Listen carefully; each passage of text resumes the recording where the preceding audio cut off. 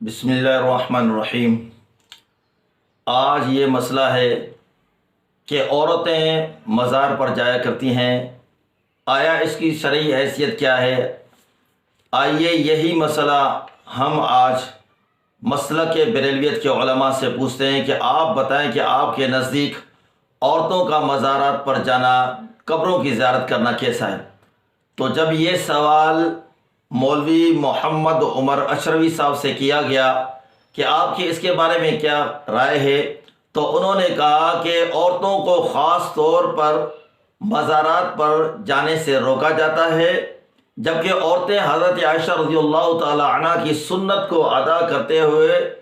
اپنے مردوں کی نظروں سے پوشیدہ وہاں پر جاتی ہیں۔ تو انہوں نے یہ کہا کہ اس چیز کی اجازت ہے، مولوی محمد اشروی صاحب نے اس چیز کی اجازت دے دی۔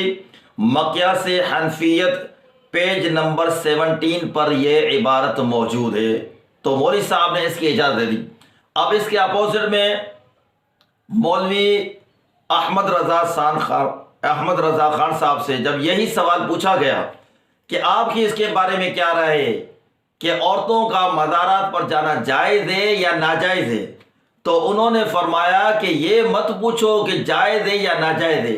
یہ پوچھو کہ جب عورت مزارات پر جائے گی، قبروں کی زیارت کرے گی، تو اس پر لعنت کتنی برسے گی۔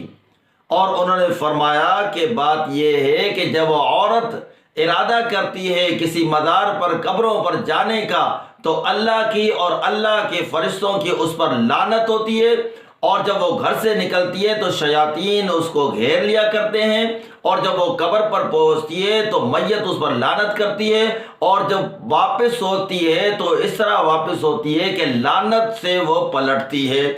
یہ دیکھیں مولانا احمد رضا بریلوی صاحب نے یہ فرما دیا، فتاوی افریقیہ پیج نمبر 72 پر یہ عبارت موجود ہے۔ اب ان کے ایک عالم مولانا محمد اشروی صاحب نے اجازت دے دی کہ آپ کو اجازت دے کہ عورتوں کو کہ آپ مزارات پر جائیں، اور مولانا احمد رضا بریلوی صاحب نے اجازت نہیں دی اور فرمایا کہ اجازت نہیں ہے بلکہ لعنت ہے، جبکہ ہم کہتے ہیں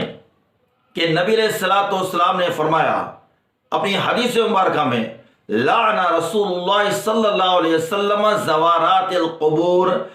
نبی علیہ الصلوۃ والسلام نے ان عورتوں پر لعنت فرمائی ہے جو کثرت سے قبور کی زیارت کرنے جاتی ہے۔ ابن ماجہ پیج نمبر 113 پر یہ حدیث موجود ہے۔ اب آپ خود فیصلہ فرما لیں کہ نبی علیہ الصلوۃ والسلام کی حدیث کو چھوڑ کر آپ ان کے پیچھے لگنا چاہیں گے جو اپنی من چاہی عبارات کے ذریعے اپنے مذہب کو ثابت کرنا چاہتے ہیں۔ فیصلہ آپ کا۔